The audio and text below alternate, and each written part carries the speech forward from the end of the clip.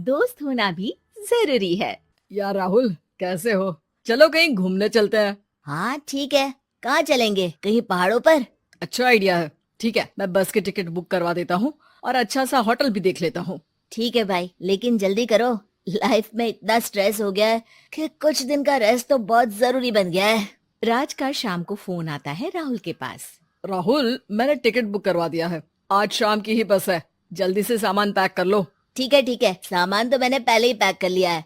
अब तो बस शाम का इंतजार है, जब हम बस पकड़ेंगे और निकल पड़ेंगे धर्मशाला की ओर। शाम को दोनों दोस्त बस स्टॉप पर मिलते हैं और फिर वहाँ से निकल पड़ते हैं शिमला की ओर। सुबह होते होते ये दोनों दोस्त शिमला पहुँच गए, जहाँ ये होटल पहुँचे और वहाँ से निकल पड़े पहाड़ों पर घूमने।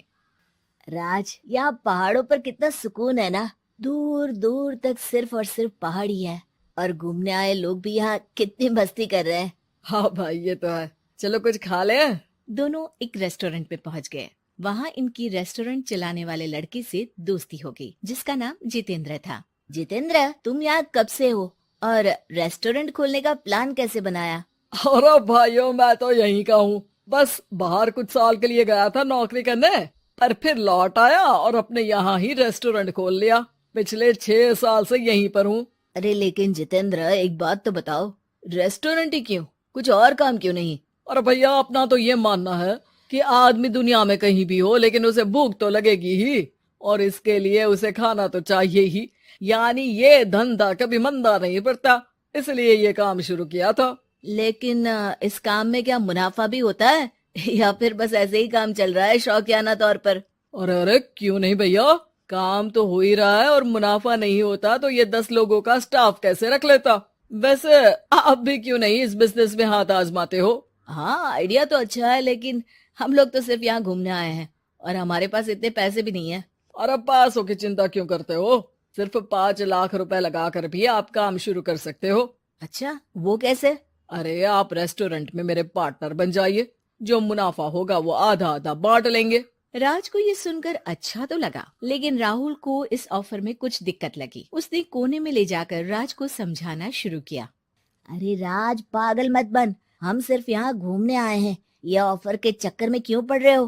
कुछ काम शुरू ही करना होगा तो दिल्ली में शुरू करेंगे, यहाँ शिमला में क्यों? अरे बेवकूफ, दिल्ली में 5 लाख रुपए में कौन सा काम शुरू करेंगे?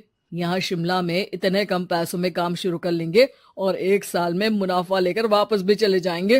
ओहो, अरे भाई, तुम्हें जो करना है करो, लेकिन मैं इस बिजनेस में तुम्हारा साथ नहीं दे सकता। याद रखो, हम यहाँ सिर्फ घूमने आए हैं, कोई बिजनेस करने नहीं। और इस जितेंद्र पर वैसे भी मुझे ज्यादा भरोसा नहीं हो रहा है। अरे तुम्हारी यही तो दिक्कत है, तुम्हें किसी पर भी भरोसा नहीं होता, लेकिन मुझे तो है। मुझे पता है कि इतने कम पैसों में मुझे जितेंद्र अपना बिजनेस पार्टनर बना रहा है। अरे लेकिन क्या गारंटी है कि पैसे लेने के बाद जितेंद्र तुम्हें बेवकूफ नहीं बनाएगा?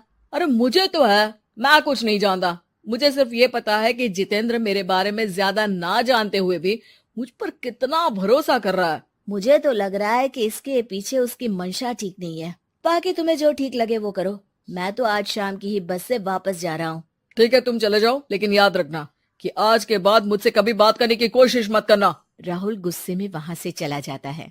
दूसरी ओर राज और जितेंद्र साथ में मिलकर काम करने लगे। राज ने अपने घर से 5 लाख रुपए ये कहकर लिए कि जल्द ही वो 2 गुने पैसे कमाकर 6 महीनों में लौटा देगा। कुछ दिनों बाद, भाई जितेंद्र, तुमने 5 लाख रुपए तो ले लिया है, लेकिन काम में बहुत तेजी नहीं दिख रही है। अरे भाई, काम में थोड़ा समय लगता है, चिंता मत करो यार। हाँ वो तो ठीक है, लेकिन मेरे पैसों का तो कुछ हिसाब दो। कहाँ लगाया तुमने? अरे बड़े आए पैसों का हिसाब मांगने वाले। वो तो शुक्र मनाओ कि इतने कम पैसों में मैंने तुम्हें काम पर रख लिया है। क्या कहा? तुमने मुझे काम पर रखा है? अरे मैं तो तुम्हारा बिजनेस पार्टनर हूँ। बड़ा आया पार्टनर बनने वाला। औकात देखिए अपनी। 5 लाख में रेस्टोरेंट खरीद लिया है क्या?